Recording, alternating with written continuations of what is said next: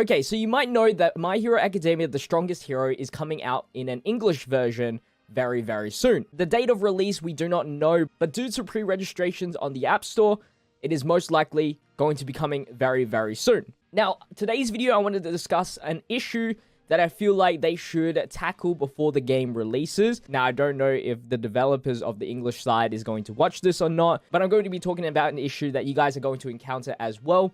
And the earlier we discuss about this, the better it is for everyone. Okay, so the issue that we're going to be talking about is how the Chinese version handles their servers. So when you're on the home screen like I am, you are able to select what server you want to join in. And then depending on if it's full or not, you can join in and start playing the game. Of course, red means it's full, yellow means it's very congested, and then green means you're okay to log in, no problems. And as you can see here, I'm in server 32 and server 60. And as you can tell, the JPhanta one's level 41, and the other one, the server 60, is level 1. And that's a pretty big issue. If your server is full, you can't log in, which means you cannot continue your progress. Of course, all you gotta do is wait until and keep trying to log in. Like, if a server's red, it doesn't mean you can't log in. I mean, you can try, and you can keep trying until you finally get in. But right now, it's very, very full, and it might take you a long time. But that does mean you do have to waste a few precious seconds of your free time, which is kind of unfortunate. And of course, you can't just change servers because then your progression doesn't continue. So my server 60 is a brand new account. I have to go through the story again, tutorial, you know, get my rankings again, all that crazy stuff. And that's just bothersome to me. So luckily I'm on server 32, which isn't always congested. But with that also comes with more problems. So I can see how the Chinese version are handling congestion with multiple players. But with this solution, it causes more issues. So for example, another issue that comes up with server-based accounts is that leagues, so creating your own league or joining an own league, is only designated to that specific server, which isn't really an issue per se, but for competitiveness, like you kind of want, if you want to be the #1 squad in the world, you can't really show that you are, because, you know, you're only versing squads within your specific servers. And when you want to add friends, if they are not in your same server, you cannot add them, which is also pretty crappy as well, especially if you want to play co-op with them, because co-op, PvE, online PvE, is a very important part of the game.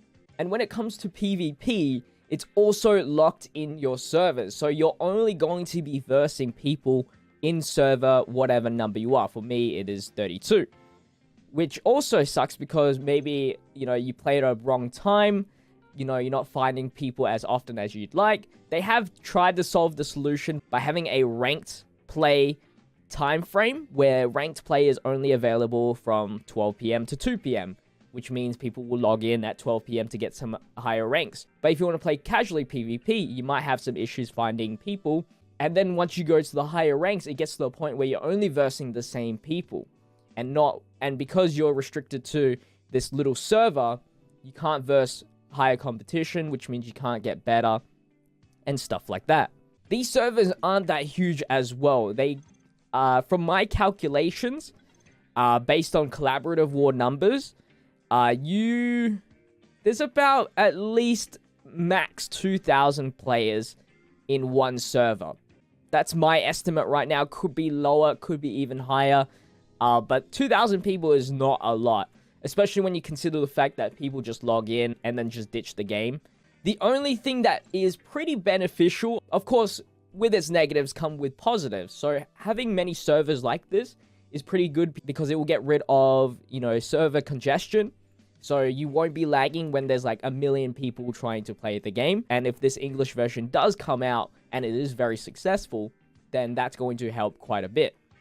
Also, when it comes to rankings as well, there is a server-based ranking who has like the best PvP section, who has the best PvE, who's done the best in the co-op section, stuff like that. I don't really know the actual rankings, but that's always going to be easily obtainable with less people around, of course.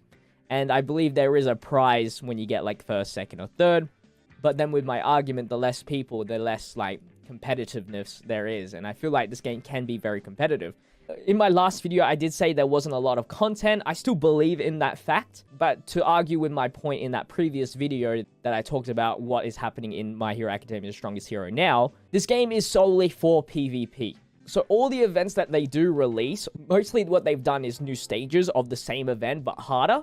All of that is so that you can grind your character, make them as tough as possible, and then bring them to collaborative war, which you can get more rewards in, or PvP when you get new characters, because when you do these events, you do get like the shards, which then allows you to unlock characters or upgrade a character. And my final issue with this problem is the connection. Of course, right now, because this is only dedicated to the Asian market, this isn't supposed to be an issue. But because, you know, many of us are very interested in My Hero, we go to these lengths to download the game, even though it's not available to us through QApp. And the issue that comes with that is that you can join any single server, no problem. But the issue is when you verse in PvP, the servers are all in Asia. And the connection between you and your enemy is going to be very, very laggy because people are on the other sides of the world.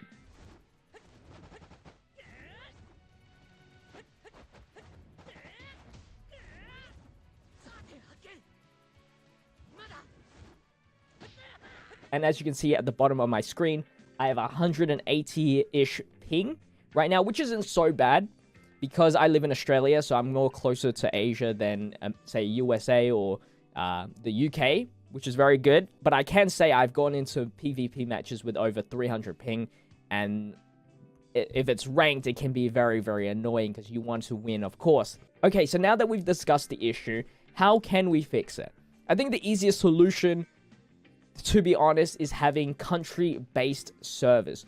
So like Genshin Impact has done, they've done one specific server for the US, one specific server for the Europe and Asia and stuff like that.